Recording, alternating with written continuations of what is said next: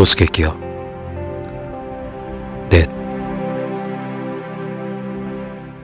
어릴 적부터 책은 인생의 스승이자 은인이란 말을 수없이 들어왔지만 그게 도통 무슨 말인지 알 길이 없던 내게 노숙 생활이 5개월여에 접어들 무렵 정말 평생 잊을 수 없는 은인 같은 책 한 권을 만나게 되는 일이 나에게 일어났었다.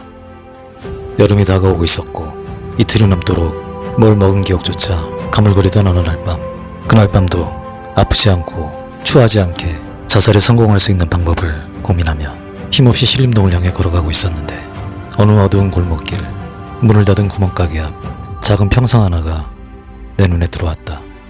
난 망설일 것도 없이 그 평상으로 가 지치고 허기진 몸을 평상에 뉘었다. 금세 피로가 몰려왔다. 그대로 잠이 들어 다시는 깨어나지 않았으면 좋겠다는 생각을 했었다.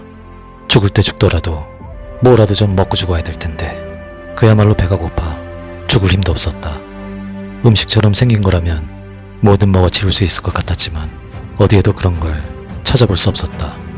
그렇게 멍하니 누워있다 힘없이 몸을 옆으로 돌아누였는데 그 순간 평상 한쪽 구석에 웬 책 한 권이 보였다. 자세히 보니 영어로 되어 있는 두꺼운 전문서적 같은 거였다. 난 아무 생각 없이 그 책을 집어들어 무심코 책장을 몇 장 넘겨보다가 이내 시간이 꽤 지체됐음을 깨닫고 자리에서 일어나 다시 길을 재촉했다.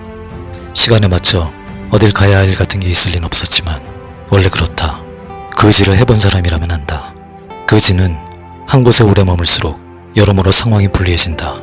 누가 봐도 그지로 보일 수 있고 또 뭐라도 먹을 가능성이 없는 곳에 오래 머물러 동네 사람들 눈에 띄어봐야 좋을 게 하나 없기 때문이다.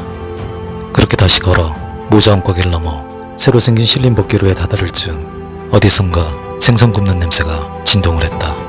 냄새나는 쪽을 쳐다보니 생긴 지 얼마 안 되는 복귀로 위에 포장마차 몇 개가 줄지어 불을 밝히고 있었다.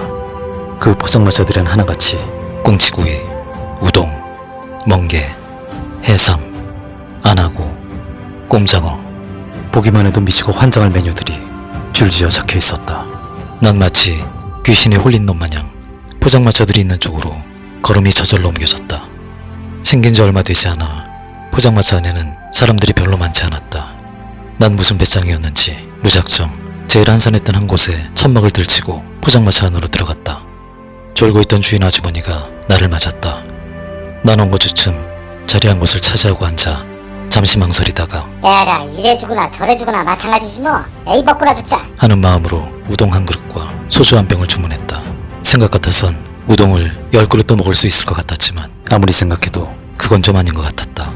남루하기 짝이 없는 행색에 점티 젊은 놈이 들어와 난데없이 우동을 10그릇이나 처먹는다면 10중 8구 주인의 의심을 살 게 뻔한 일이었기 때문이었다. 얼마 만에 먹어본 음식이었던가 난 금세 주문한 음식들을 개눈 감추듯 비워버렸다. 간에 기별도 가지 않았지만 그래도 살 것 같았다. 정신이 좀 돌아오고 나니 이젠 그곳을 무사히 빠져나갈 일이 걱정이었다. 포장마차 한 손님이라고는 오로지 나 혼자였기 때문에 주인 아주머니의 감시에서 벗어날 수 있는 길은 요원해 보였다. 도둑이 발이 저려서였을까 음식을 다 먹고 우물쭈물하는 날 힐끔거리는 아주머니의 눈빛이 점점 심상치 않게 변하는 것 같았다. 난 의심을 피하기 위해 과감하게 꼼장어와 소주 한 병을 추가로 더 주문했다. 살짝 미심쩍은 표정으로 아주머니가 연탄불에 꼼장어를 굽는 동안 좌불안석 아주머니의 눈치만 보고 있었는데 그제서야 테이블 위에 좀 전에 구멍가게 평상에 있던 책이 놓여있는 게 보였다. 아무 생각 없이 책을 주워 들고 왔던 거였다. 불안한 마음에 눈들 곳을 찾지 못하던 난 그 책을 들여다보는 척을 하며 도망칠 틈만 노리고 있었는데 그런데 그때 서너 명의 40대로 보이는 아저씨들이 우르르 포장마차 안으로 들어와 하필 내 옆 테이블에 자리를 잡고 앉았다. 도망칠 수 있는 틈이 점점 좁아지고 있었다. 그들은 이미 얼큰하게 전작이 있어 보였다. 자리에 앉아 술이 몇 순배 돌아가자 그중 아까부터 날 실끔거리던 한 명이 내게 말을 걸어왔다. 대학생인가 보네.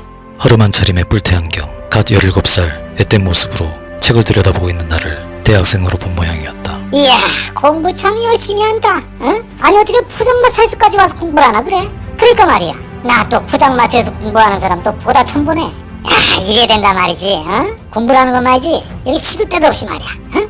이렇게 해야 된다 말이지. 아 근데 우리 새끼는 누굴 닮아서 그렇게 지리도 공부 못하나 몰라. 이 새끼는 책이라는 걸 들여다보면 꼴을 못 봐요. 어떻게 된 게? 응? 책을 비구자는 건 많이 봤어도. 야, 우리 새끼 있잖아. 책 가방이 내 목욕 가방보다 작아. 어떻게 된 게? 도시락만 가지고 다니나 봐. 뭐 졸업하고 도시락 싸서 노가다 다닐 연습을 하나 이 새끼가. 야, 우리 애 새끼 똑같아. 이 새끼는 대가리가 또 얼마나 나쁜지 말이야. 어쩔 때 보면 있잖아. 대가리를 핏으로 달고 다니는 새끼 같아. 어떻게 된 게? 이야, 대단하네, 대단해. 어? 밤에 공부하다가 배고파서 나왔나 보구나. 어? 좋지 않아? 이런 애들이 나중에 커서 뭐가 돼도 되지. 어? 어디 보자. 무슨 책이야? 영어네? 영어야 또 책이? 이야, 좋은 책이네, 좋은 책이야. 아니 임마 네가 어떻게 알아 임마 좋은 책인지 나쁜 책인지 이 자식아. 야 임마 딱 보면 몰라 임마? 설마 임마 영어로 임마 나쁜 말을 써놨겠냐? 야, 어떤 부모인지 부럽다, 부러워. 아저씨들의 칭찬에 주인 아주머니의 나를 보는 눈도 조금 달라진 걸 느낄 수 있었다. 나는 때를 놓칠세라 아저씨들의 칭찬이 어색하고 쑥스러운 척 슬며시 일어나 최대한 공손하고 예의 바른 태도로 저 아주머니, 이곳의 화장실은 어디인가요? 아, 화장실? 아, 이런데 화장실이 따로 있나? 나가서 대충 보면 되지 뭐. 그 말에 난 자리에 펼쳐놓은 책을 소중히 덮어놓은 뒤 포장마차 밖으로 빠져나왔다. 주인 아주머니나 취객 아저씨들 그 누구도 설마 내가 책을 놓고 어디론가 사라져버릴 거라고는 생각하지 못했다. 난 슬며시 포장마차 뒤쪽으로 볼일을 보러 돌아가는 척하다가 순간적으로 방향을 바꿔 봉천동 쪽으로 우사인 볼트처럼 빛의 속도로 내달기 시작했다. 축구부 생활 때부터 달리기 하나는 자신 있었다. 복개로가 끝나는 지점인 봉천역 주변까지 약 500m도 더 되는 길을 한달음에 달아났다. 그러다 어느 순간 멈춰서 뒤를 보니 다행히 따라오는 사람은 아무도 없었다. 아, 기왕 찔거 꼼장하고 소주도 맞아먹고 찔거 그랬나? 난 그렇게 아쉬운 마음을 가득 안고 책은 우리 인생의 스승이자 은인이란 말을 떠올리며 굶주리고 지친 내게 우동과 소주 한 병이 되어준 평생 잊을 수 없는 제목도 알 수 없었던 은인 같은 책 한 권을 포장마차에 볼모처럼 남겨놓은 채 유유히 어둠 속으로 사라질 수 있었다.